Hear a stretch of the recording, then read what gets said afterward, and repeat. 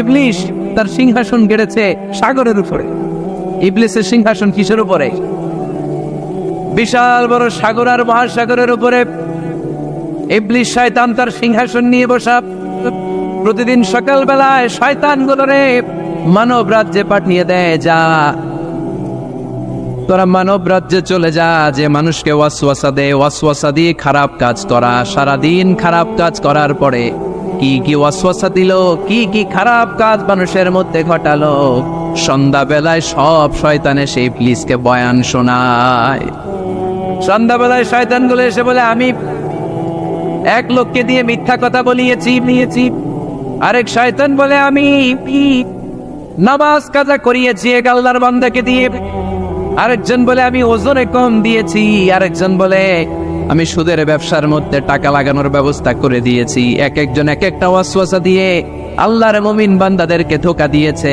এগুলোর ফিরিস্তি এসে সব শয়তানেরা ইবলিসকে শোনায়, কিন্তু কোনো কথাতে ইবলিসের মন ভরে না। কোন শয়তান এসে বলে, আমি তো এমন মদের আড্ডাখানায় নিয়ে গেছি আল্লাহর বান্দাদেরকে, এগুলো নামাজই পড়ে নাই, খালি মদ খেয়েছে। আবার কিছু শয়তান এসে বলে, আমি ক্যাসিনোতে নিয়ে গেছি, ওখানে খালি জুয়া খেলছে। আবার কিছু শয়তান এসে বলে, আমি বাজারের মধ্যে ফরমালিনের এই ওয়াসওয়াসা ঢুকাই দিস। একটার পর একটা শয়তানি ফিরিস্তি তারা ইবলিসকে শোনায়, কিন্তু কোনো কাজে ইবলিসের মন ভরাতে পারে না। একজন এসে বলে, আনা মা তারাকতুহু বাইনার রাজুলি ওয়া ইমরাআতিহি হাত্তা ফাররাকতু, আমি একজন ইমানদার নারী পুরুষের মধ্যে ঝগড়া লাগাইয়া ওই ঝগড়া বাড়াতে তালাক পর্যন্ত নিয়ে গেছে। নাউজুবিল্লাহ পড়বেন না? শয়তান এবার তার উপর খুশি হয়ে যায়। সব শয়তানগুলোকে ঠেলে ইবলিস এই শয়তানকে কাঁধে তুলে নাচতে শুরু করে দেয়। কারণ মুমিন বান্দার সংসার যদি ভেঙে যায় শয়তান খুশি হয়ে যায়, আর মুমিন বান্দার সংসার টিকে থাকলে খুশি হয়ে যায় কে? এজন্য নীলফামারীর ভাইরা, ঝগড়া করা যাবে না। দাম্পত্য জীবনকে সুখী করতে চাইলে ঝগড়াকে আমরা নো বলে দিব। ঝগড়া অনেক সময় হবে, কিন্তু এটাকে বাড়তে দেওয়া যাবে না, এটাকে আমরা স্পেস দিব না, ওইখানে থামায় দিতে হবে। রাজি আছেন তো সবাই? আল্লাহ রাসূল সাল্লাল্লাহু আলাইহি ওয়াসাল্লামের ফ্যামিলিতে ঝগড়া হতো। আম্মা জান আয়েশা রাদিয়াল্লাহু তাআলা আনহার সাথে আল্লাহ রাসূল সাল্লাল্লাহু আলাইহি ওয়াসাল্লামের ঝগড়া হতো, হাদিসে পাওয়া যায়। কিন্তু এগুলো ছিল মধুর ঝগড়া, সুন্দর ঝগড়া। সুবহানাল্লাহ পড়েন। আল্লাহর হাবিব বলেন, ইয়া আয়েশা ইন্নী লা আ'লামু ইযা কুনতি আন্নী রাদিয়া ওয়া ইযা কুনতি আলাইয়া গাদবা। ও আয়েশা, তুমি কখন আমার উপর রেগে থাকো সেটাও আমি বুঝি, আবার কখন খুশি থাকো সেটাও বুঝি। আম্মা যারা এসে বললেন, ইয়া রাসূলুল্লাহ, ইয়া হাবিবাল্লাহ, কেমন করে আপনি বুঝেন যে আমি আপনার উপর রেগে আছি, আবার কেমন করে আপনি বুঝেন আমি আপনার উপর সন্তুষ্ট আছি? বিশ্বনবী বললেন, আয়েশা, তুমি যখন আমার উপরে খুশি থাকো, আমার উপর যখন তুমি রাজি থাকো, তখন তুমি দোয়ার সময় এইভাবে দোয়া করো, ওয়া রব্বি মুহাম্মদ, মুহাম্মাদের রব, আপনি আমাদের সব গুনাহগুলো মাফ করে দেন। আর যখন তুমি আমার উপর রেগে থাকো, তখন তুমি আমার নামটা মুখ দিয়ে উচ্চারণ করো না। আয়েশা, তখন তুমি দোয়ার সময় বলতে থাকো, ওয়া রব্বি ইব্রাহিম, ইব্রাহিমের রব, আপনি আমাদের সব গুনাহগুলো মাফ করে দেন। যখন তুমি খুশি তখন আমার নামটা মুখে নাও, যখন তুমি আমার উপর রেগে থাকো তখন তুমি আমার নামটা মুখে নিতে চাও না। আম্মা জান আয়েশা বললেন, ইয়া রাসূলুল্লাহ, ইয়া হাবিবাল্লাহ, মা আহজুরু ইল্লা ইসমাক, আমি শুধু আমার মুখ থেকে আপনার নামটারে সরায় রাখি, আমার হৃদয় থেকে কোনোদিন আপনারে সরাতে পারি না। মা আহজুরু ইল্লা ইসমাক, নবী হে, আমি তো শুধু মুখ থেকে আপনার নামটারে বাদ দেই, আমার হৃদয় থেকে তো আপনারে বাদ দিতে পারি না।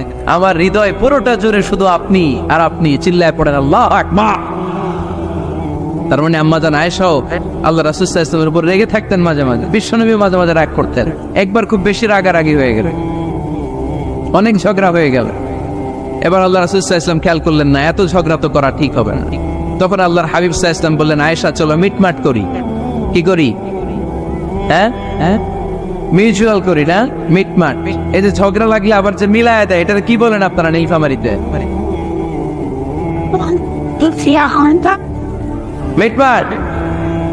আল্লাহ হাবিব সাল্লাল্লাহু আলাইহি ওয়াসাল্লাম বলেন, আয়েশা, চলো আমরা মিটমাট করি, আমরা আর ঝগড়া না করি। আম্মা জান আয়েশা বলেন, ঠিক আছে, চলেন মিটমাট করি।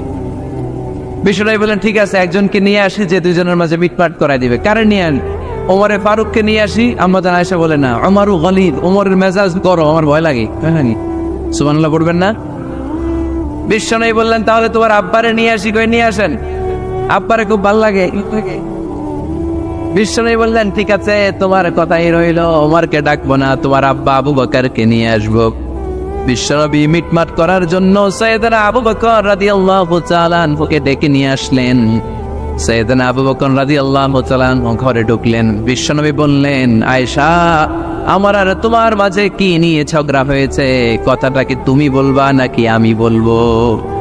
আম্মা জান আয়েশা বলেন, আপনি বলেন, তবে মিথ্যা বললেন না, যা ঘটছে ওইটাই বললেন। ওলা তাকুলিল্লাহ হাক্কান, যেটা সত্য ওইটাই বলবে, অন্য কিছু বলবেন না। আবু বকর রাদিয়াল্লাহু তাআলা আনহু তো শুনে রেগে মেগে আগুন। কি এত বড় সাহস, বিশ্বনবীর সামনে দাঁড়িয়ে তুমি এভাবে কথা বলো? এই আদব শিক্ষা দিয়েছি তোমাকে আমি। রেগে গেলেন। বিশ্বনবী কি সত্য ছাড়া মিথ্যা কিছু বলবেন? রেগে মেগে চিৎকার করে মেয়ের গালের মধ্যে দিলেন এক চপেট আঘাত। এক থাপ্পড় খেয়ে আম্মা জান আয়েশা উল্টায় পড়লেন। আবার মারার জন্য সাইয়েদনা আবু বকর রাগে গড়গড় করছিলেন, মেয়েরে আবার মারার জন্য উদ্যত হলেন।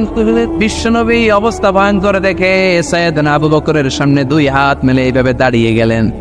বিশ্বনবীকে যখন আবু বকর রাদিয়াল্লাহু তাআলা আনহু দাঁড়াতে দেখলেন, সাইয়েদনা আবু বকর মুহূর্তের মধ্যে থেমে গেলেন। সুবহানাল্লাহ পড়েন। সাইয়েদনা আবু বকর রাদিয়াল্লাহু তাআলা আনহু ঘর থেকে বের হয়ে গেলেন। এবার বিশ্বনবী আম্মা জান আয়েশার কাছে যেয়ে বলেন, ও আয়েশা, দেখো আমি তোমার মাইট থেকে বাঁচাইলাম। আমি না থাকলে তোমার বাবা তোমার আসে শেষ করে ফেলতো, ঠিক কি না?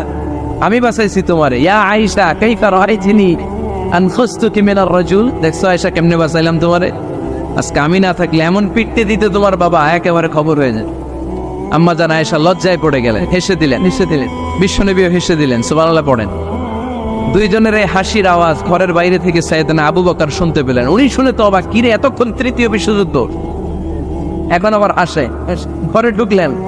ঘরে ঢুকার পরে আবু বকর রাদিয়াল্লাহু তাআলা আনহু বিশ্বনবীর বলেন, ইয়া রাসূলুল্লাহ, আশরিকানি ফি সিলমিকুমা কামা আশরাকতুমানি ফি হারবিকুমা। হে আল্লাহর রাসূল,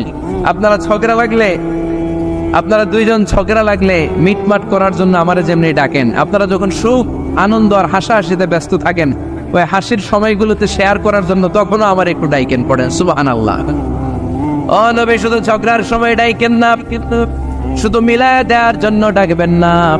আপনাদের মধ্যে যখন সুখকর আনন্দময় হাসাহাসির মুহূর্তগুলো কাটে, ওই মুহূর্তগুলোতেও আমাকে এনে আপনারা শেয়ার করে দিয়েন। পড়েন সুবহানাল্লাহ।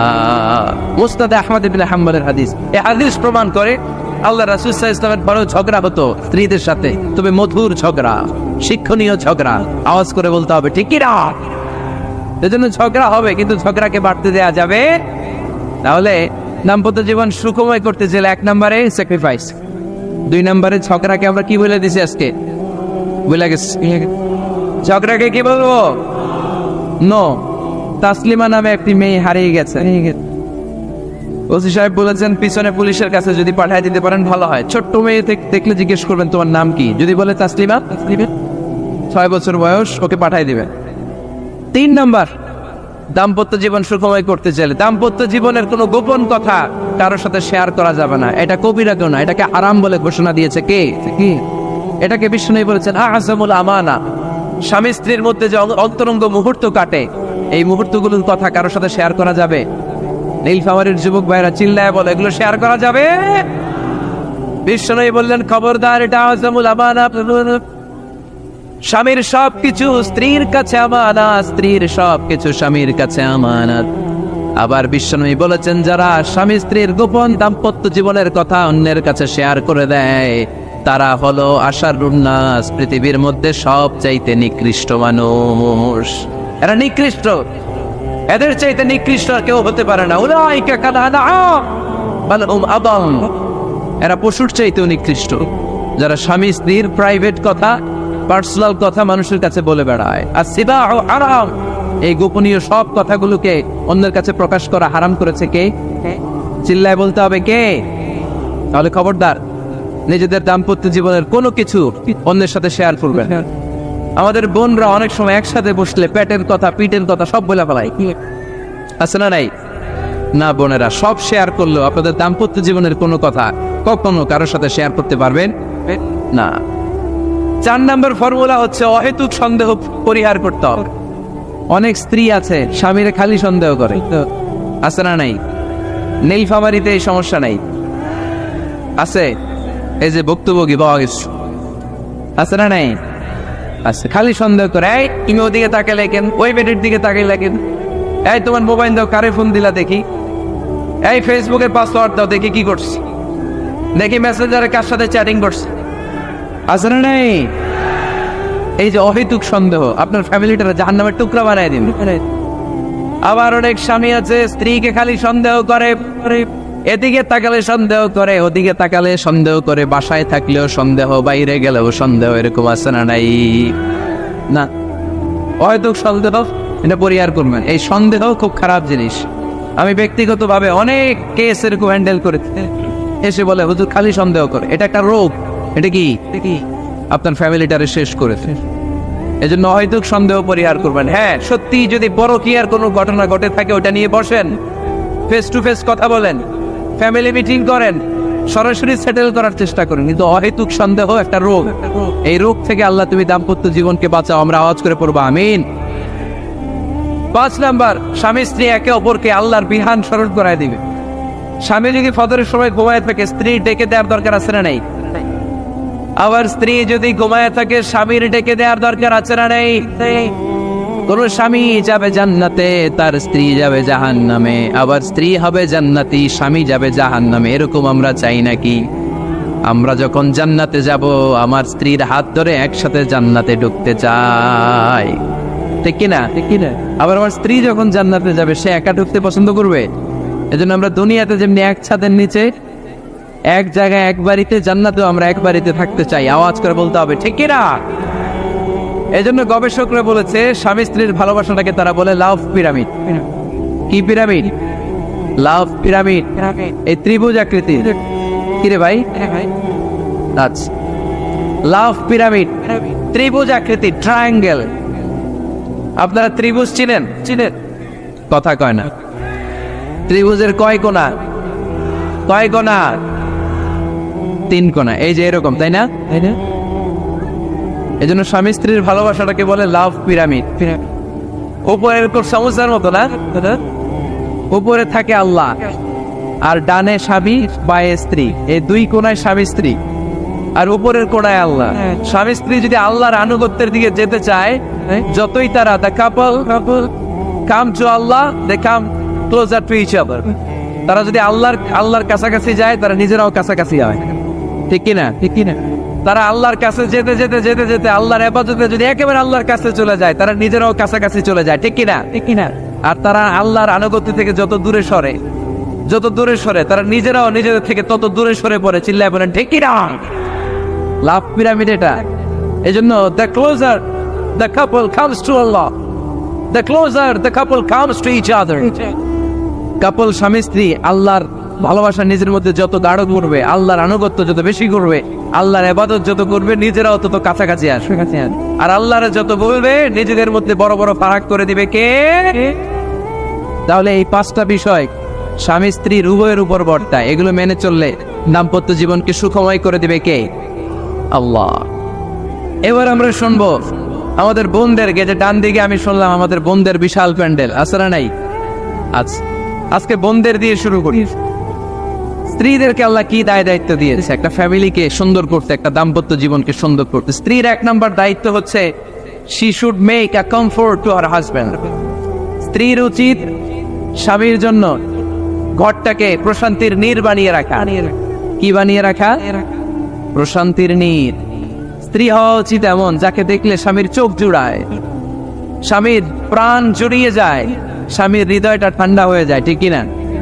আর স্ত্রীর দিকে তাকালে যদি মেজাজ গরম হয়ে যায়, মেজাজ খিটখিটে হয়ে যায়, ঝামেলা আছে না নাই? ঝামেলা আছে।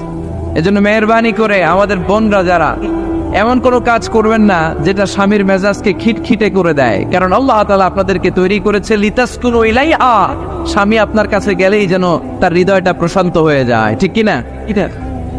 অনেক স্ত্রী আছে না জেনে না বুঝে স্বামীর সাথে এমন খিটখিটে মেজাজ দেখায় যেটা স্বামীর জন্য মেনে নেওয়া কষ্টকর। আমি একটা জরিপে পড়েছি, পৃথিবীর অনেক স্বামী স্ত্রীর কারণে হার্ট অ্যাটাক করে মারা যায়। আছে না নাই? এই তো ভুক্তভোগী পাওয়া গেছে। স্বামীর জন্য একটা ত্রাস হয়ে দাঁড়ায় স্ত্রী, ত্রাস। অনেক স্বামী আছে স্ত্রীর এরকম আচরণের কারণে, অতিরিক্ত প্রেসার ক্রিয়েট করার কারণে স্ত্রীদেরকে ভয় পায়। অবশ্য নীলফামারীর কোন স্বামী তার স্ত্রীরে ভয় পায় না। ভয় পায় স্ত্রীরে ভয় পান কে কে দেখি?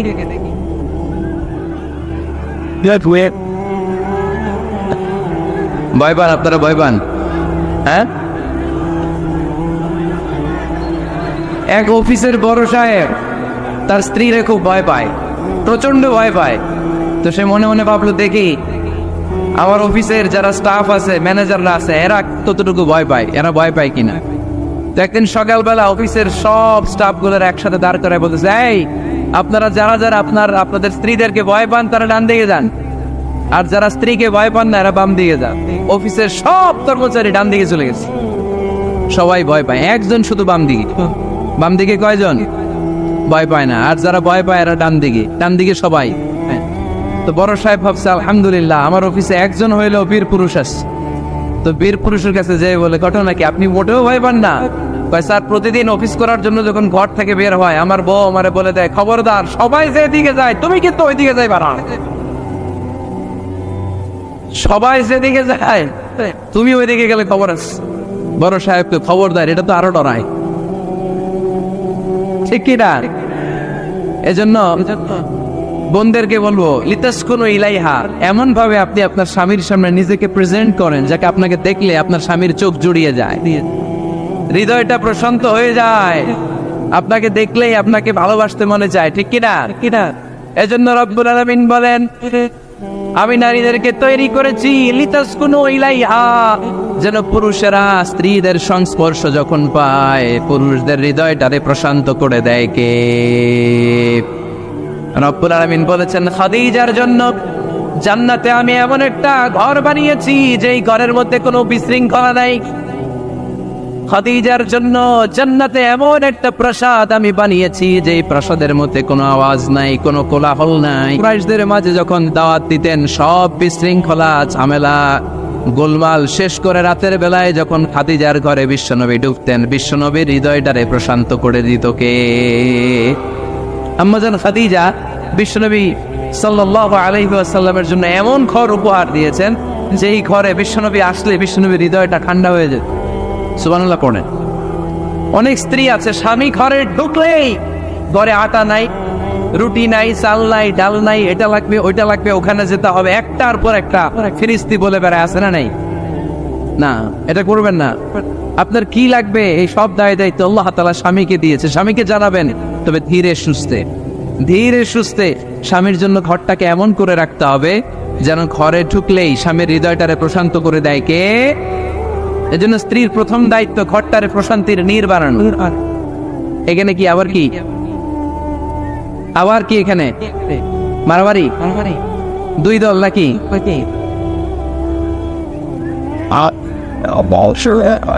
আপনাদের মনোযোগ আসছে না গেছে?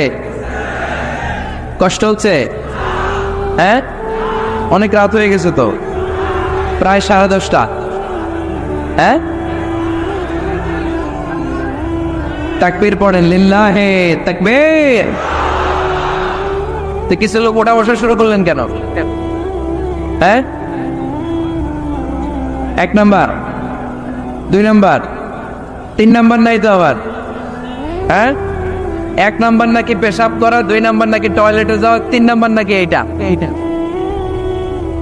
বিড়ি খান আপনারা? বিড়ি আর সিগারেটের সাথে মুসলমানের সম্পর্ক আছে না। কোন মুসলমান সিগারেট খেতে পারে, বিড়ি টানতে পারে? কারণ এটা এমন একটা খাবার যে খাবার টয়লেটে ঢুকেও খাওয়া যায়। সিগারেট ছাড়া কোনো খাবার টয়লেটের ভেতরে খাওয়া যায়? কথা বলেন, খাওয়া যায়। এবং সিগারেট পৃথিবীর এমন খাবার যে খাবারের গায়ে এই খাবারের বদনাম লেখা থাকে, ঠিক কিনা? সিগারেট ছাড়া পৃথিবীর কোনো খাবারে ওই খাবারের বদনাম আছে? কথা বলেন। ধরেন আপনাদের নীলফামারীতে নতুন 1 প্যাকেট বিস্কিট বেরেছে, যে বিস্কিটের গায়ে লেখা এই বিস্কিট খাওয়ার 1 ঘন্টার মধ্যে ডায়রিয়া শুরু হবে। ওটা খাইবেন কে কে? খাবেন আপনারা? কি বলবেন দোকানদারে, তোর বিস্কিট তুই খা, তোর ডায়রিয়া হোক, ঠিক কিনা? কিন্তু সিগারেটের গায়ে কিন্তু লেখা থাকে স্মোকিং কজেস ক্যান্সার, ধূমপান স্বাস্থ্যের জন্য ক্ষতিকর, ধূমপান কর্কট রোগের কারণ, ধূমপান করলে এটা বিষপানের শামিল। এই সিগারেট এটা তৈরি হয় তামাক পাতা থেকে, টোবাকো প্ল্যান্ট। এই তামাক পাতা চাষ হয় নাকি নীলফামারীতে? হ্যাঁ, বাংলাদেশে সবচেয়ে বেশি, সবচেয়ে বেশি নীলফামারীর কোন থানায়? সদরে, শহর অঞ্চলে। আচ্ছা, এই তামাক পাতার চারদিকে বেড়া দেওয়া লাগে না, জানেন? কারণ ছাগলও মুখ দেয় না। তো যেটা ছাগলে খায় না ওটা মানুষ খাইতে পারে? আওয়াজ করে বলেন। তাহলে ঝগড়ারে যেমনি আজকে আমরা নো বলে দিলাম, এই সিগারেট, এই মাদক, এগুলাকে আজকের প্রোগ্রাম থেকে আমরা নো বলে দিব। পারা যাবে? মাদককে আমরা নো বলে দিলাম। আওয়াজ করে বলেন, মাদক আর সিগারেটকে কি বললাম? নো। আল্লাহ তুমি বুঝার তৌফিক দান করো, আমরা পড়ি আমিন। একটা সুখী দাম্পত্য জীবনের জন্য স্ত্রীর 2 নাম্বার দায়িত্ব হচ্ছে স্বামীকে ইন্সপায়ার করা, স্বামীকে সাহস যোগানো, পিছন থেকে ড্রাইভিং পুশের মতো কাজ করা। কারণ স্বামীকে যখন স্ত্রী সাহস যোগায়, স্বামীর সাহস বেড়ে যায়, ঠিক কিনা? আল্লাহর হাবিব সাল্লাল্লাহু আলাইহি ওয়াসাল্লামের কাছে কোরআনের আয়াত নাযিল হলো, ইকরা বিসমি রাব্বিকাল্লাযী খালাক, খালাকাল ইনসানা মিন আলাক, ইকরা ওয়া রাব্বুকাল আকরাম, الذي علم بالقلم علم الإنسان ما لم يعلم। পড়েন আল্লাহু আকবার। সূরাতুল আলাকের 5 আয়াত হেরা গুহায় যখন নাজিল হয়ে গেল, বিশ্বনবী সাইয়েদনা জিবরাইলকে নিজ আকৃতিতে দেখলেন। পা থেকে মাথা পর্যন্ত দেখে বিশ্বনবী ভয় পেয়ে গেলেন। বিশ্বনবী সাল্লাল্লাহু আলাইহি ওয়াসাল্লাম জীবনে দুইবার সাইয়েদনা জিবরাইল আলাইহিস সালামকে ওনার আসল আকৃতিতে দেখেছিল। আওয়াজ করে বলতে হবে, কয়বার?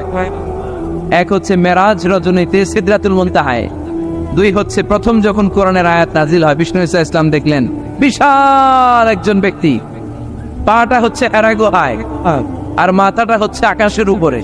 এই বিশাল একটা লোক, সে কোরআনের 5 আয়াত নিয়ে এসেছে সূরাতুল আলাক, আর বলতে শুরু করেছে, ইয়া মুহাম্মদ ইকরা, আপনি পড়ুন, আপনি পড়ুন, আপনি পড়ুন। 3 বার পড়ার আদেশ করার পরে বিষ্ণু সাল্লাল্লাহু আলাইহি ওয়াসাল্লাম পড়তে আরম্ভ করলেন, ইকরা বিসমি রাব্বিকাল্লাযী খালাক, খালাকাল ইনসানা মিন আলাক, ইকরা ওয়া রাব্বুকাল আকরাম, الذي علم بالقلم علم الإنسان ما لم يعلم। বিষ্ণু সাল্লাল্লাহু আলাইহি ওয়াসাল্লাম পড়তে আরম্ভ করলেন। প্রথম কোরআনের আয়াত যখন নাজিল হয়ে গেল, বিষ্ণু সাল্লাল্লাহু আলাইহি ওয়াসাল্লাম ভয় পেয়ে গেলেন। হাত নাড়াচ্ছেন কেন আপনারা? হ্যাঁ, কি স্ক্রিনে দেখা যায়? আহারে কি আনন্দ আকাশে বাতাসে, সবাই খুশির ঠেলায়, খুশিতে আনন্দে ঠেলায় না? আল্লাহর হাবিব সাল্লাল্লাহু আলাইহি ওয়াসাল্লাম ভয় পেয়ে গেলেন। আপনাদের মনোযোগ তো নাই মনে হচ্ছে, তা হাত নাড়াচ্ছেন কেন? এদিকে তাকা। খরগোশের কানের মতো কান দুটারে খাড়া করে। কোরআনের আয়াত যখন নাজিল হলো, আল্লাহ রাসূল সাল্লাল্লাহু আলাইহি ওয়াসাল্লাম ভয় পেয়ে গেলেন। বিষ্ণু সাল্লাল্লাহু আলাইহি ওয়াসাল্লামের হৃদয় কাঁপতে আরম্ভ করল। কোরআনের 5 আয়াত নিয়ে হেরা গুহা থেকে বিশ্বনবী আম্মা জান খাদিজাতুল কুবরা রাদিয়াল্লাহু তাআলা আনহার কাছে চলে আসলেন। এসে ডেকে বললেন, খাদিজা জাম্মিলুনি জাম্মিলুনি, কম্বল দিয়ে তুমি আমারে চাপা দাও, আমার ভয় লাগছে, মনে হয় আমি বাঁচবো না। আম্মাজান খাদিজা বললেন, কি হয়েছে আপনার? বিশ্বনবী বললেন, বিশাল বড় একটা লোক কোরআনের 5 আয়াত নিয়ে এসেছে। ওই লোকের পা হেরা গুহার মধ্যে, মাথাটা আকাশের উপরে, এত বিশাল সত্তা, বিশাল কোন মানুষ জীবনে আমি দেখি নাই। এসে সে পরিচয় দিয়েছে সে নাকি জিব্রাইল ফেরেশতা। বিশ্বনবী বললেন, মনে হয় আমি বাঁচবো না, আমার জ্বর চলে এসেছে, আমার হৃদয়ের মধ্যে কাঁপুনি শুরু হয়েছে, তুমি আমারে কম্বল দিয়ে চাপা দাও। আম্মাজান খাদিজা বললেন, ও নবী ভয় পাবেন না, আমার আল্লাহ কোনোদিন আপনারে অপমান করবেন না। সুবহানাল্লাহ পড়েন। ওয়াল্লাহি ওয়াল্লাহি লা ইউখজিকাল্লাহু আবাদা। নবী গো, আল্লাহ আপনার অপমান করবেন না, কারণ আপনার মধ্যে এমন এমন ভালো ভালো গুণ আছে, এই গুণাবলীগুলি যে মানুষের মধ্যে থাকে তাকে আমার রব কোনোদিন অপমান করতে পারে না। চিল্লায় বলেন ঠিক কি না? নবী হে, ইন্নাকা লা তাসিলুর রাহিমা, আপনি আত্মীয়তার সম্পর্ক বজায় রাখেন। ও নবী তাসদুকুল হাদিসা, সব সময় আপনি সত্য কথা বলেন। ওয়া তাহমিলুল কাল্লা, আপনি মানুষের বোঝা টেনে দেন। ওয়া তাকসিবুল মা'দুমা, যার উপার্জন করার কেউ নাই, নিজে গায়ে খেটে আপনি তারে উপার্জন করে দেন। ওয়া তুআইনু আলা নাওয়াইবিল হক, সত্য যেখানে বিপন্ন সেখানে আপনি সাহসী সৈনিকের মতো দাঁড়িয়ে যান। সুবহানাল্লাহ। রব্বুল আলামিন বলেন, উন্না লিবাসুল লাকুম ওয়া আনতুম লিবাসুল লাহুন। ও নারীরা, তোমরা তোমাদের স্বামীদের পোশাক, আর তোমাদের স্বামীরা হলো তোমাদের পোশাক। পোশাক যেমনি লজ্জাস্থানকে ঢেকে রাখে, ঈমান ইজ্জতের হেফাজত করে, আব্রু ঢেকে রাখে, তেমনি স্বামী তার স্ত্রীর চরিত্রের হেফাজত করে, স্ত্রী তার স্বামীর চরিত্রের হেফাজত করে। পোশাক যেমনি সুন্দর, স্ত্রীর চোখে স্বামী সুন্দর, স্বামীর চোখে স্ত্রী সুন্দর। পোশাক যেমনি মানুষকে আরাম দেয়, প্রশান্ত করে দেয়, স্বামী আর স্ত্রী একে অপরের সংস্পর্শ পেলে তাদের হৃদয়টাও প্রশান্ত হয়ে যায়, ঠিক কিনা? এজন্য আল্লাহ তাআলা পোশাকের সাথে তুলনা করেছেন। পোশাক একে অপরের পোশাক, পোশাক চামড়ার সাথে লেগে থাকে না, আলাদা থাকে। কি থাকে? তার মানে স্বামী স্ত্রীর সম্পর্কটা এরকম মিলেমিশে ভালোবেসে একাকার, ঠিক কিনা? আর নিসাউ শাকাইকুর রিজাল, নারীরা পুরুষদের কাউন্টার পার্ট। নারী হচ্ছে পুরুষের সহযোগী। এই পৃথিবীর এই সভ্যতা, এই সিভিলাইজেশন, এই উন্নয়ন, এই ডেভেলপমেন্ট, এটা শুধু পুরুষরা করে নাই। এই উন্নয়নের অংশীদারিত্বে আমাদের বোনদের, নারীদেরও হাত আছে না নাই? এজন্য কাজী নজরুল বলেছেন, এ বিশ্বে যা কিছু সুন্দর চিরকল্যাণকর, অর্ধেক তার করিয়াছে নারী, অর্ধেক তার নর। চিল্লায় বলেন ঠিক কিনা? এজন্য এই মহাবিশ্বের এই সভ্যতায় আপনাদের যেমনি অবদান, আমাদের বোনদের অবদান আছে না নাই?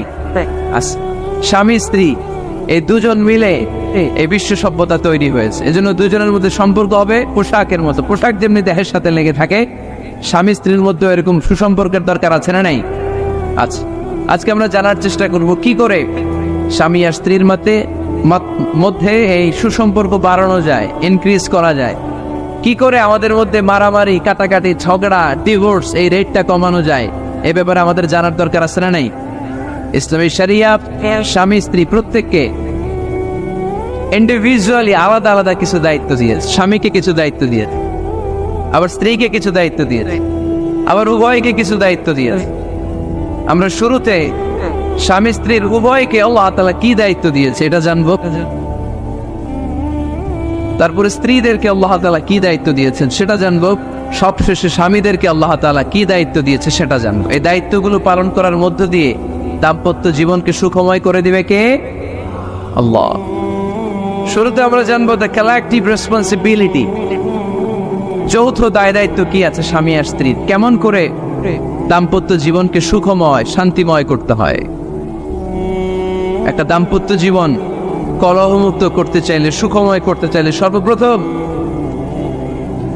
স্বামী স্ত্রীর যেটা খেয়াল রাখতে হবে সেটা হচ্ছে স্বামী স্ত্রীর উভয়ের স্যাক্রিফাইসের মানসিকতা থাকা লাগবে। স্যাক্রিফাইস, আওয়াজ করে আমার সাথে সাথে বলেন স্যাক্রিফাইস। এই স্যাক্রিফাইস ছাড়া দাম্পত্য জীবন টিকবে? দুইজনেই যদি ঝগড়া করে, দুইজনেই যদি রেগে যায়, ঝামেলা আসরা নেই। স্বামী রেগে গেলে স্ত্রীকে থেমে যেতে হয়, আবার স্ত্রী রেগে গেলে স্বামীকে থেমে যেতে হয়। স্বামীও যদি রেগে যায়, স্ত্রীও যদি রেগে যায়, তাহলে তৃতীয় বিশ্বযুদ্ধ বেঁধে যাবে, ঠিক কিনা?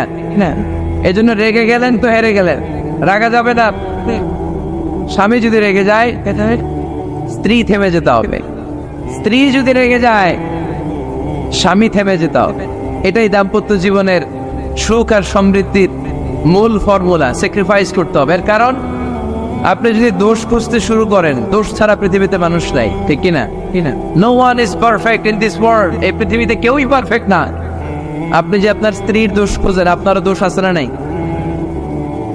আবার ভাবি যদি আপনার খালি দোষ খোঁজে, ভাবিরও দোষ আছে না নাই? না, এজন্য দোষ খুঁজবেন না, স্যাক্রিফাইস করেন, একটু মানিয়ে নিন। দাম্পত্য জীবনটা এরকমই, একটু ছাড় দিতে হয়, একটু মানিয়ে নিতে হয়। দাম্পত্য জীবনে কখনো মন খারাপ, কখনো মন ভালো, কখনো রোদ, কখনো বৃষ্টি, এই নিয়েই দাম্পত্য জীবন, ঠিক কিনা? তাহলে দাম্পত্য জীবনে যদি আমরা সুখ পেতে চাই, সকল নবদম্পতিকে বলবো একটু ছাড় দেওয়ার মানসিকতা বিল্ড আপ করেন, একটু মানিয়ে নেন, একটু ছাড় দেন, একটু মিলেমিশে চলেন, এক স্যাক্রিফাইস আমাদের জীবনটারে, আমাদের দাম্পত্য জীবনটাকে একটা জান্নাতি দাম্পত্য জীবন বানায় দিবে, ঠিক কিনা? দাম্পত্য জীবনকে সুখী করার 2 নাম্বার ফর্মুলা হচ্ছে ঝগড়া করা যাবে না। আপনারা ঝগড়া করেন নাকি? হ্যাঁ, বউয়ের সাথে ঝগড়া করেন না এরকম বিবাহিত পুরুষ কে কে আছেন দেখি এখানে? হাত তুলছে অনেকে, বিশ্বাস হয় আপনাদের? হ্যাঁ, অনেক ঝগড়া। হ্যাঁ, আচ্ছা, মেয়েরা বেশি করে? না না, এই মহিলা প্যান্ডেল আছে এদিকে, এদেরকে জিজ্ঞেস করলে বলবে সব দোষ আপনাদের, আর আপনারা দোষ দিচ্ছেন এদের। তো ঝগড়া করবেন না মেহরবানি করে, সম্মানিত ভাইরা, ঝগড়া করবেন না। কারণ এই ঝগড়া থেকে, সামান্য ঝগড়া থেকে অনেক সময় বিচ্ছেদের দিকে চলে যায় সম্পর্ক। ছোট্ট ঝগড়া থেকে যেতে যেতে ঝগড়া বাড়তে বাড়তে ডিভোর্সের দিকে গড়া, এরকম আছে না? নাই না, সামান্য ঝগড়া যদি বেঁধে যায়, শয়তান এটার মধ্যে বাতাস দেয়, এটারে বাড়াতে বাড়াতে শয়তান অনেক বড় করে। ইমানদারদের পরিবার ভেঙে গেলে শয়তান খুশি, আর ইমানদারদের পরিবার টিকে থাকলে আমার আল্লাহ খুশি। আমরা কার খুশি চাই? জোরে বলতে হবে, খুশি চাই কার? শয়তান সব সময় চায় ইমানদারদের ফ্যামিলি ভেঙে দিতে। Always it tries its level best to break down the relationship of a moving family. একজন ইমানদারের ফ্যামিলি কি করে ব্রেক ডাউন করে দেয়া যায়? যেন ঝগড়াই করবো না আমরা। আপনি ঝগড়া করলে ভাবি যেন ঠান্ডা থাকে, ভাবি ঝগড়া শুরু করলে আপনি ঠান্ডা থাকবেন। ঝগড়া করা যাবে না, কিন্তু ঝগড়া হয়ে যায় ফ্যামিলিতে, এটাকে চেক দিতে হবে। ঝগড়া নিয়ে অনেক মজার মজার গল্প আছে, একটা গল্প দিয়ে আজকে শুরু করি। এক লোক মাহফিল শেষ করে 11টার দিকে বাসায় ফিরেছে। তো বাসায় ঢুকার আগে তার ওয়াইফকে ফোন দিয়েছে, ফোন দিয়ে বলতেছে, এই মাহফিল শেষ, আমি কিন্তু বাসায় চলে আসতেছি, শুরু করার আগে তাড়াতাড়ি দরজাটা খোলো। তো স্ত্রী আবার রাতের খাবার স্বামীকে ছাড়া খায় না, তো স্ত্রী দরজা খুলে দাঁড়ায় আছে, স্বামী বেচারা আসছে। আসার পরে স্ত্রীকে বলতেছে, এই শুরু করার আগে রাতের খাবার দিয়ে দাও, খেয়ে নেই। তো স্বামী ওয়াশরুম থেকে ফ্রেশ ট্রেশ হয়ে আসছে, স্ত্রী বেচারিও ডাইনিং টেবিলে খাবার দিয়েছে। এবার স্বামীও খেতে বসেছে, স্ত্রীও খেতে বসেছে। স্বামী আবার বলতে আরম্ভ করছে, শুরু করার আগে ফ্যানটা ছাড়ো, খুব গরম লাগতেছে। এবার তো স্ত্রী রেগে মেগে আসলেন, কি আসার পর থেকে শুরু করার আগে কি শুরু করার আগে? স্বামী বলতেছে, এই তো শুরু হয়ে গেল, এই শুরু হয়ে গেল। মানে কি? ঝগড়া। নীলফামারীর ভাইয়েরা, এটা শুরু করা যাবে না। শুরু করবেন আপনারা, ঝগড়া করবেন। আমাদের ফ্যামিলিগুলো থেকে ঝগড়াকে আজকে থেকে আমরা নো বলে দিলাম। মানে না, ঝগড়াকে কি বললাম? সবাই বলতে পারেন না, আওয়াজ করে বলেন, ঝগড়াকে আমরা কি বলবো? নো। ঝগড়া করা যাবে। শয়তান ঝগড়া বাদে দেখো উস্তাদ। সহিহ মুসলিমের হাদিস, ইন্না ইবলিসা ইয়াদাউ আরশাহু আলাল মা থুম্মা ইয়াবআসু। যারা চলে যায় ওনারা বেঁচে যায়, বিপদে পড়ে আছে আমরা, ঠিক কিনা? ওনাদের ওই পালাটা শেষ, কেউ থাকতে পারবে না। বিশ্বনবীও চলে গেলেন, বিশ্বনবীরও এই এন্তেকালের মৃত্যুর যে কষ্ট, এটা ভোগ করা লেগেছে, ঠিক কিনা? এজন্য কারো রেহাই নাই। আকসিরু যিকরা হাযিমিল লাযযাত, জীবনের সব স্বাদকে পানসা করে দেয় ওই কষ্টের বিষয়, মানে মরণকে বেশি বেশি স্মরণ করো। কিন্তু আমরা মৃত্যুর কথা বেমালুম ভুলে যাই। আমাদের লাইফস্টাইল দেখলে মনেই হয় না যে আমরা এই পৃথিবী ছেড়ে চলে যাব, ক্ষণিকের জন্য এসেছি। বিশ্বনবীর সাহাবারা বলতেন, যখন সকাল হয় সন্ধ্যার জন্য অপেক্ষা করো না, আবার যখন সন্ধ্যা পর্যন্ত পৌঁছবে পরদিন সকালের জন্য অপেক্ষা করো না, তার আগেই ডাক চলে আসতে পারে, ঠিক কিনা? আবার বিশ্বনবী বলতেন, নামাজে যখন দাঁড়াও, সাল্লু সালাতান মুআদ্দিয়া, মনে করো এটাই তোমার জীবনের হতে পারে শেষ নামাজ। পারফর্ম দ্য সালাহ as if this is your last and final prayer, এমন ভাবে সালাত পড়ো মনে করো হতে পারে এটা জীবনের শেষ নামাজ। এজন্য কেউ থাকতে আসি নাই, চলে যাব। আমার নানা ভাই যেমনি চলে গেলেন আমরাও চলে যাব, ঠিক কিনা? শুয়ে আছেন আমাদের পাশেই, আমরা দোয়া করি আল্লাহ তাআলা ওনার কবরটাকে তুমি জান্নাতুল ফেরদাউসের বাগান বানাও, ওনার কবরের সাথে জান্নাতের একটা কানেকশন তৈরি করে দাও। আমার নানা ভাইয়ের যে স্বপ্নগুলো ছিল, যে অসমাপ্ত কাজগুলো ছিল, এগুলো যেন বর্তমান পীর সাহেব গোলাম পরওয়ার সাঈদী আরাফাত উনি আপনাদের সবাইকে একসাথে নিয়ে অসমাপ্ত কাজগুলো যেন সমাপ্ত করতে পারে, আমরা দোয়া করি। আমরা আওয়াজ করে পড়ি আমিন। আজকের এই প্রোগ্রামের সভাপতিত্ব করছেন মাওলানা গোলাম পরওয়ার সাঈদী আরাফাত, পীর সাহেব আড়াইবাড়ি দরবার শরীফ, কুমিল্লা। আল্লাহ পাক ওনার যোগ্যতাকে আরো বাড়িয়ে দিক। আপনাদের সবাইকে নিয়ে আড়াইবাড়ি দরবারের যত দায়িত্ব আছে সবগুলো দায়িত্ব যেন সুচারুরূপে উনি পালন করতে পারে, আল্লাহ তৌফিক দান করুন। আমার আগে কথা বলেছেন হযরত মাওলানা আল্লামা সাদিকুর রহমান আজহারি সাহেব, এর আগে কথা বলেছেন আমার আরেক নানা ভাই গোলাম সরওয়ার সাঈদী পীর সাহেব। দরবারের অনেক বড় বড় ওলামায়ে কেরাম আজকে কথা রেখেছে, যারাই কথা রেখেছে নিশ্চয়ই কোরআন থেকে কথা বলেছে। সবগুলো কথা যেন আমরা আমল করতে পারি, আল্লাহ তুমি তৌফিক দাও। এই মাহফিলগুলোর অ্যারেঞ্জমেন্ট করা হয় যাতে আমাদের জীবনের পরিবর্তন আসে। আমরা আসলে ভুলে গেছি যে আমরা চলে যাব, মাটির কবরে কিন্তু আমাদের সবাইকে যেতে হবে, ঠিক কিনা? একদিন মাটির ভেতরে হবে ঘরে মন আমার, কেন বন্ধ দালান ঘর, প্রাণ পাখি উড়ে যাবে পিঞ্জর ছেড়ে,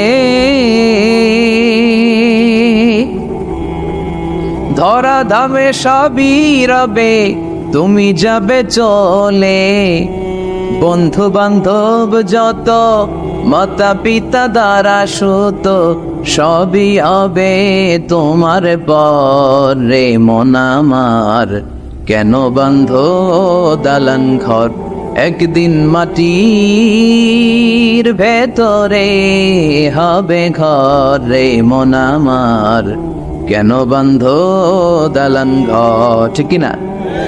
চলে যেতে হবে। এজন্য এটা যেন আমাদের মাথায় থাকে যে আমরা থাকতে আসি নাই, আমাদের আখিরাতটা যেন সুন্দর হয়, সবসময় এই চিন্তা রাখতে হবে। আমাদের মোরাল বেসিস, আমাদের ethical level is going down, ইখলাস তাকওয়া ইজ গোয়িং ডাউন। আল্লাহর উপর ভয়, আল্লাহর উপর অগাধ বিশ্বাস এবং আস্থা দিন দিন আমাদের কমছে, আর দুনিয়াকে পাওয়ার লোভ আমাদের বাড়ছে, ঠিক কিনা? কিন্তু আমরা থাকতে আসি নাই, চলে যাব। আমাদের অনেক লাগবে। গোটা বিশ্বে দেখবেন যে একটা প্রতিযোগিতা মানুষের মধ্যে, ছুটছে মানুষ পাগলের মতো, আরো লাগবে, আরো টাকা লাগবে, আরো সম্মান লাগবে, আমার আরো দাপট লাগবে, আরো জায়গা লাগবে, আরো ফ্ল্যাট লাগবে, আছে না নাই? বিশ্বনবী বলেন বনি আদমের প্রত্যেককেও যদি একটা স্বর্ণের পাহাড়ের মালিক বানিয়ে দেয়া হয়, কিসের পাহাড় কথা বলেন? আচ্ছা, একটা স্বর্ণের পাহাড়ের মালিক যদি আপনি হন, আপনার পুরো 14 পুরুষ মিলে ওই স্বর্ণের পাহাড় যদি বিক্রি করেও খান, ওই পাহাড়ের অর্ধেকও শেষ করতে পারবেন? বিশ্বনবী বললেন প্রত্যেককে যদি একটা স্বর্ণের পাহাড়ের মালিকও বানিয়ে দেয়া হয়, প্রত্যেকে চাবে আরো একটা স্বর্ণের পাহাড় কেমনে নেওয়া যায়। কত বড় টাকা, ঠিক কিনা? ওয়ালাই ইয়ামলা আফাহু ইল্লা তুরাব, কবরের মাটি ছাড়া কোনো কিছু বনি আদমের এই মুখকে বন্ধ করতে পারবে? আরো লাগবে, খাই খাই খাই খাই, আরো দাও, পাই নাই, এরকম অসন্তোষ আছে না নাই? অল্প খাবেন, অল্প পড়বেন, অল্প জমাবেন, অল্পের ভেতরে বরকত দিছে কে? এজন্য বেশি বেশি আমরা করব না, অল্পে সন্তুষ্ট থাকবো, আর শুকর করবো একজনের, তিনি কে? কারণ তিনিই পারেন আপনার মনের সব জ্বালা যন্ত্রণা দূর করে দিতে। আল্লাহ পাক আমাদেরকে সহি সমঝ দান করুক। সবাই পড়েন আমিন। আপনাদের কষ্ট হচ্ছে না তো? বলেন কি, রাত বাজে 11:30, শহরের ভেতরে এত রাতে কথা বলা যায়? হ্যাঁ, কথা বলা যাবে? তো আমরা খুব বেশি লম্বা চূড়ার সময় নিব না। শহরের মানুষ খুব ব্যস্ত থাকে, কারো অফিস আছে সকালে, কারো ব্যবসা প্রতিষ্ঠান খুলতে হবে। তো আমরা অল্প কয়েক মিনিট, অল্প সময় কথা বলবো, বেশি লম্বা সময় নিব না। তবে যতক্ষণ শুনবো মনোযোগের সাথে শুনবো, ইনশাল্লাহ পড়েন। আর ওঠা বসা করা যাবে না, করা যাবে? তো আমরা অল্প কয়েক মিনিট কথা শুনবো আমলের নিয়তে। আগে নিয়তটাকে খালিস করে নেই যে আল্লাহ, এই যে এত দামি সময় ব্যয় করে আমরা আসলাম, যা শুনবো এটা যেন আল্লাহ আমল করতে পারি। চিল্লায় পড়েন আমিন। আজকে কোরআনের সবচেয়ে দামি সূরাটা নিয়ে আমি কথা বলবো। সবচেয়ে দামি কোরআনে মোট সূরা কয়টা? সবাই বলেন। আমি যখন কথা বলি আমি ক্লাস নেই, তাফসির মাহফিলরে আমি বলি কি ক্লাস। তো ক্লাসে উত্তর করতে হয়। আমি সোজা কথার মানুষ, সোজা কথায় বিশ্বাসী, এত প্যাচগোজ নাই, সহজ কথা আমি ক্লাস করি। আমি তাফসির মাহফিলকে নিয়েছি যে আমি প্রতিদিন রাতে একটা করে শীতকালে ক্লাস করি। তো এই ক্লাসে উত্তর দিতে হয়। টিচার যদি প্রশ্ন করে উত্তর দেওয়ার দরকার আছে না নেই? আর টিচার প্রশ্ন করে, টিচার শিখায়, ছাত্র অমনোযোগী, ফেল করার সম্ভাবনা আছে না নেই? তো আমরা যেন পাশ করতে পারি, ঠিক কিনা? যতক্ষণ কথা বলবো প্রশ্ন করলে আওয়াজ করে উত্তর দিতে হবে, বাঘের বাচ্চার মতো, ঠিক কিনা? আজকে কোরআনের সবচেয়ে দামি সূরাটা নিয়ে আমি কয়েক মিনিট কথা বলবো, ইনশাআল্লাহ। পড়েন। এবার বলেন কোরআনের সবচেয়ে দামি সূরা কি? হ্যাঁ? আর ইখলাস, আর ইয়াসিন, আর রহমান, আর বাকারা। বাকারা মানে কি? গাবি মানে কি? গরু। গাবি মানে নাকি গরু? তো গাভীর নামে আল্লাহ কোরআনে একটা সূরা দিলেন। গাভীর দুধ খাবেন বেশি বেশি। বিষ্ণু বলতেন আলাইকুম বি আলবানিল বাকার, তোমরা গরুর দুধ খেও। ফাইন্নাহা তুরাম্মু মিনাল আশজার, কেননা গরুর দুধ এটা ঘাস পাতার নির্যাস। গরু কি খায়? ঘাস খায়। আবার বিষ্ণু বলতেন গরুর গোশত খায়ও কম, দুধ খায়ও বেশি, কেননা ফাইন্না ফি লাবানিহা শিফা, গরুর দুধে আছে শিফা, ও ফি লাহমিহা দা, আর গোশতে আছে রোগ। এখন অনেক ডাক্তারের সিরিয়াল দিতে গেলে ডাক্তার বলে লাল গোশত যারা খায় এরা যেন আমার সিরিয়াল না নেয়, কারণ আমি যতই ওষুধ দিব কোনো কাজ করবে না। Red meat is strictly prohibited for my patient. আমার রোগীর জন্য লাল মাংস খাওয়া নিষিদ্ধ। গরুর গোশতের ভেতরে আছে রোগ, কোলেস্টেরল বেশি। খেয়াল রাখবেন, যেই প্রাণীর পা বেশি ওই প্রাণীর গোশতের ভেতরে কোলেস্টেরল বেশি। মাছের পা আছে? কথা বলেন। মাছে কোনো কোলেস্টেরল নাই, সুবহানাল্লাহ পড়ে। মুরগির পা কয়টা? দুইটা, তার মানে কিছু আছে, তাই না? গরুর পা কয়টা? তার মানে কোলেস্টেরলের পরিমাণ বেশি না কম? এবার বলেন চিংড়ি মাছের পা কয়টা? কয় হুজুর হিসাব নাই। তাহলে কোলেস্টেরলেরও হিসাব নাই। এগুলো কম কম খেতে হবে, ঠিক কি না? তো এজন্য দুধ খেতে হবে বেশি। জান্নাতে যারা যাবে আল্লাহ তাআলা জান্নাতীদের জন্য 4টা শারাবান তাহুরা রাখবেন। ওয়াসাকাহুম রাব্বুহুম শারাবান মাসালুল জান্নাতিল্লাতী ওয়াইদাল মুত্তাকুনা ফিহা আনহারুম মিন মাইন গায়রি আসিন ওয়া আনহারুম মিন লাবানিন লাম ইয়াতাগায়্যার তা'মুহু وأنهار من خمر لذة للشاربين وأنهار من عسل مصفى سبحان الله। জান্নাতে যারা ঢুকবে জান্নাতীদের গলায় যেন কোনো তৃষ্ণা না লাগে, এজন্য আল্লাহ তাআলা জান্নাতের ভেতরে 4 ধরনের শারাবান তাহুরার ঝর্ণা রাখবেন। কয় ধরনের? 1 নাম্বার হচ্ছে মিনারেল ওয়াটারের ঝর্ণা। মিনারেল ওয়াটার খান আপনারা? কোনটা খান? মাম খান, কেউ ফ্রেশ খায়, আর অ্যাকুয়াফিনা, আর কি খান? স্পা, আর কিনলে। এটা সবচেয়ে ভালো, এটার মধ্যে ঝামেলা কম, এটা টেস্ট করে জানা গিয়েছে। কিনলে খাবেন, কোকা কোলা কোম্পানির, এটা ভালো পানি। কিনলে সবচেয়ে purified water ever in Bangladesh. বাংলাদেশে পাওয়া পরীক্ষিত সবচাইতে বিশুদ্ধ পানি হচ্ছে কিনলে। তো একজনকে মার্কেটিং করে দিতেছে হুজুরে। ভালো জিনিসের প্রশংসা করতে হয়, ঠিক কিনা? তো জান্নাতে যারা যাবে তাদের জন্য আল্লাহ তাআলা 4 ধরনের শারাবান তাহুরা রাখবে। সুবহানাল্লাহ কইবেন না? 1 নাম্বার মিনারেল ওয়াটার, মিনারেল ওয়াটারের ঝর্ণা, আপনি ওখান থেকে তেদারসে পান করবেন। নাম্বার 2 দুধের ঝর্ণা, দুধের ঝর্ণা, ফ্রেশ মিল্ক এর ঝর্ণা থাকবে। নাম্বার 3 মধুর ঝর্ণা, মধু খাবেন বেশি বেশি, মধুর মধ্যেও শিফা আছে। এই কোরআনে 2টা জিনিসের ক্ষেত্রে আল্লাহ উল্লেখ করেছেন শেফা। এক হচ্ছে কোরআন, কোরআনটা নিজেই শেফা, সুবহানাল্লাহ। আর হচ্ছে মধু, মধুর ভিতরে শেফা আছে না নাই? আছে। তো বিশুদ্ধ পানির ঝর্ণা, দুধের ঝর্ণা, মধুর ঝর্ণা, আরেকটা থাকবে মদের ঝর্ণা। সুবহানাল্লাহ বাড়িতে গিয়ে বললেন, দুনিয়াতে মদ খাওয়া হারাম করছে কে? আর ওই আল্লাহ জান্নাতে আপনাদেরকে মদ খাওয়াবে। বোতলের মদও আছে, এটার নাম রাহিকুম মাখতুম, সিল্ড ওয়াইন। মিজাজুহা কাফুরা, কর্পূরের ফ্লেভার থাকবে। মিজাজুহু মিন তাসনিম, তাসনিমের ফ্লেভার থাকবে। মিজাজুহা জানজাবিলা, জিঞ্জার ফ্লেভার, আদার ফ্লেভার থাকবে। সুবহানাল্লাহ পড়েন। কিন্তু ওই মদ খেলে মুখে দুর্গন্ধ হবে না, মাথায় মাতলামি আসবে না। আল্লাহু আকবার। কারণ ওই মদটা জান্নাতের যে সুন্দর সুন্দর সুঘ্রাণওয়ালা গাছ আছে, ফুল আছে, ওই ফুলের নির্যাস থেকে আল্লাহ বানাবেন। সুবহানাল্লাহ পড়েন।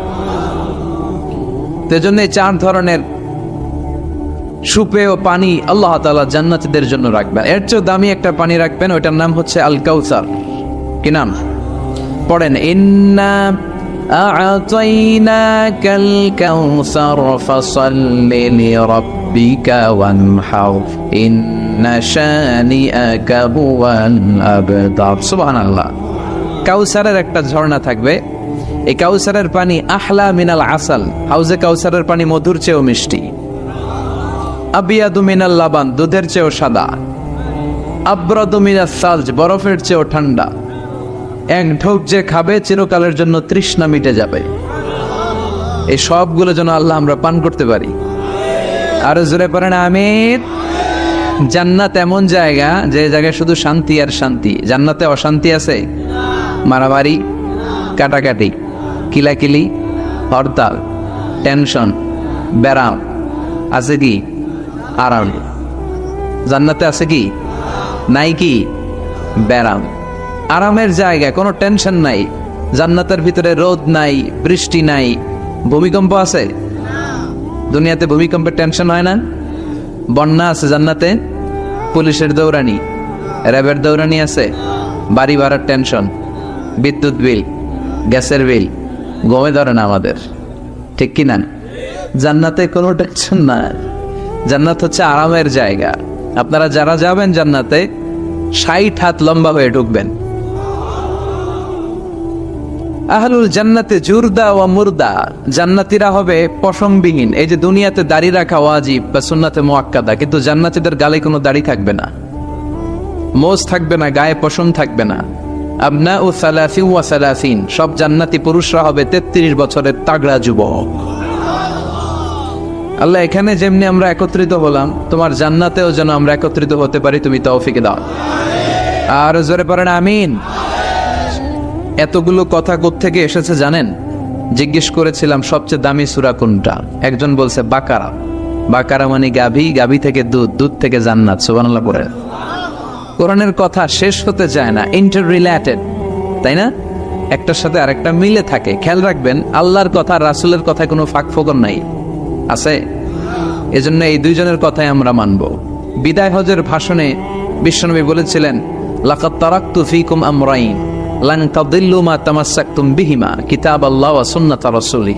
আমি তো চলে যাব, রেখে যাব দুটো জিনিস, যদি দুটো জিনিসকে মেনে চলো কখনো বিভ্রান্ত হবে না। একটা হচ্ছে আল্লাহর কিতাব, আর একটা হচ্ছে বিশ্বনবীর সুন্নাত। এই দুইটা আমরা আঁকড়ে ধরবো। রাজি আছেন তো? পৃথিবী যেদিকে যাক, আমি থাকবো দুইটা নিয়ে, ইনশাআল্লাহ। পড়েন। কোরআনের সবচেয়ে দামি সূরা কোনটা বলেন? ফাতিহা।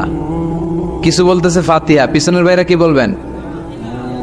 হ্যাঁ, ইয়াসিন। আর আচ্ছা, এবার বলেন, আমি সহজ করে দিই, বলেন কোন সূরা না পড়লে নামাজ হয় না? এবার ক্লু পাইছি, এবার ক্লু পেয়েছে। এই সূরা ছাড়া নামাজ হয় না। আমি যদি পড়াই হবে না, এই মসজিদের ইমাম সাহেব পড়াইলে হবে না, কিন্তু বাইতুল মুকাররমের খতিব পড়াইলে আবার হবে। হবে না?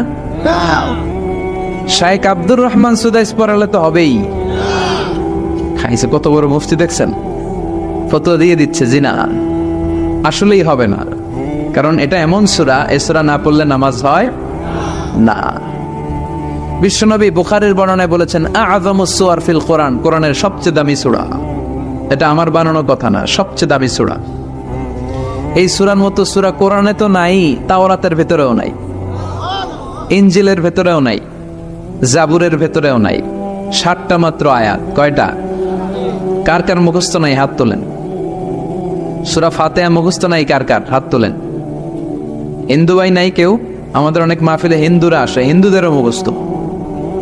সুবহানাল্লাহ কইবেন না? আমি একবার লঞ্চের ভেতরে তুফানে পড়ছিলাম, তো লঞ্চ ডুবে যাবে তুফানের ধাক্কায়। তো দেখলাম লঞ্চের ভেতরে শুধু মুসলমানরাই জিকির করে না, হিন্দুরাও জিকির করে। তুফান থেমে যায়, জিকিরও থেমে যায়। কত বড় ডাকাত! তুফান শুরু, জিকিরও। সবার মুখে এক চিৎকার, বাঁচাও। আমি বললাম কে বাঁচাবে? হুজুর আমনে। ভাবছে আমি দোয়া কালাম পড়লে বেঁচে যাবে। তো আমি বললাম আমি যে বাঁচাবো, আমারে বাঁচাবে কি? মনে রাখবেন, কেউ বাঁচাতে পারে না, একজন ছাড়া। চিৎকার করে বলতে হবে তিনি কে। কোরআনের সবচেয়ে দামি সূরার নাম সবাই বলেন।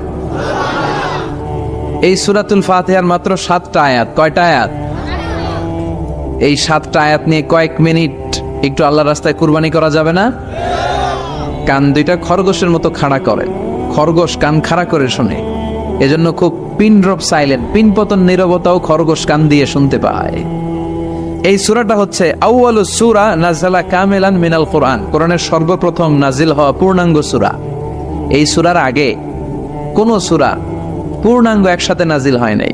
কোন সূরার 5 আয়াত, 10 আয়াত, 20 আয়াত। আপনারা যে এখন সুন্দর কোরআন দেখতেছেন, বিশ্বনবীর সময় কি এই কোরআন ছিল? না।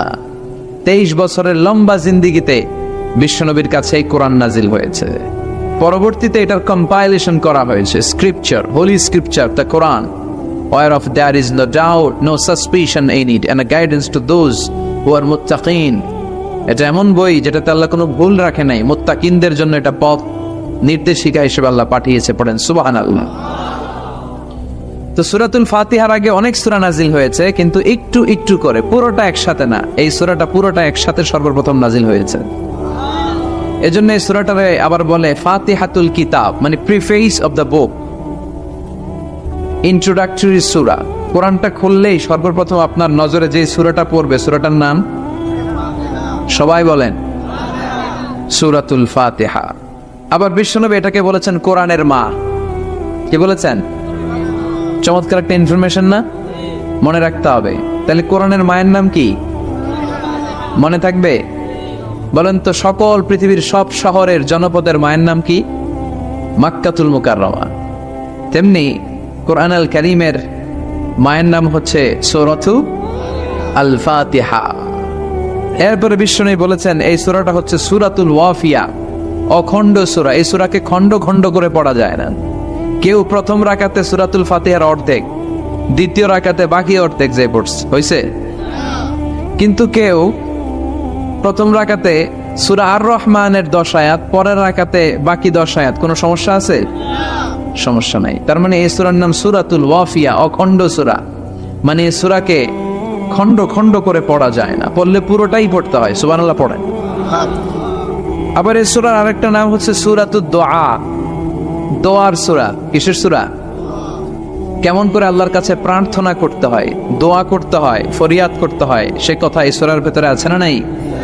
কারণ এই সূরাতে আমরা প্রতিদিন একটা দোয়া করি, ইহদিনাস সিরাতাল, মানে কি? আল্লাহ আমাকে সরল সঠিক পথ দেখাও। আমাদেরকে পথ দেখায় কে? চিল্লায় বলেন। আমি যদি কোনদিন পথে ভুলে যাই, হাত ছানি দিয়ে কাছে নিও, মমতার বন্ধনে আমায় বেঁধে সব ভুল ক্ষমা করে দিও। আমি যদি কোনদিন পথে ভুলে যাই, হাত ছানি দিয়ে কাছে নিও, মমতার বন্ধনে আমায় বেঁধে সব ভুল ক্ষমা করে দিও। পড়ে না আমি। আমরা যদি পথ ভুলে যাই, আমাদের পথ দেখায় কে? এজন্য এই সূরাটার নাম সূরাতুদ দুআ, প্রার্থনার সূরা। কেমন করে আল্লাহর কাছে প্রার্থনা করতে হয় এই সূরার ভেতরে আছে না নাই? এরপরে এই সূরার নাম হচ্ছে সূরাতুস সালাহ, নামাজের সূরা। কিসের সূরা? সব সূরা ছাড়া নামাজ হয়, সূরাতুল ফাতিহা ছাড়া নামাজ হয়? বিশ্বনবী বললেন লা সালাতা লিমান লাম ইয়াকরা বিফাতিহাতিল কিতাব। যে সূরা ফাতিহা তার নামাজে পড়ে না, তার নামাজ আল্লাহর দরবারে কবুল হয় না। এরপরে বিষ্ণু বলেছেন এই সূরার নাম সূরাতুশ শিফা। সূরাতুশ শিফা, শিফার সূরা, আরোগ্য লাভ করার সূরা। অসুস্থ ব্যক্তির গায়ে এ সূরা পড়ে ফু দিলে সুস্থ করবে কে? বিশ্বাস হয়? বিশ্বাস হইতে হবে, ঈমান থাকতে হবে। ঈমান যদি পাক্কা হয় তাইলে কাজ করবে, তা না হইলে কাজ করবে না। অনেকে বলে হুজুর আমি তো কত সূরা ফাতিহা পড়ে ফু দিলাম, কই আমার পেটে ব্যথা তো ভালো হয় না। যেটা কইছে তুই একটা ডাকাত, ঠিক কি না? ওর ঈমান নাই, ওর ঈমানে ঝামেলা। ফু দেওয়ার মধ্যে বেশ কম আছে না নাই? কিছু লোক আছে সারাদিন ফু দিলে মোমবাতি নিবে না, আর কিছু লোক আছে ফু দিলে পানিতে আগুন ধরে যায়।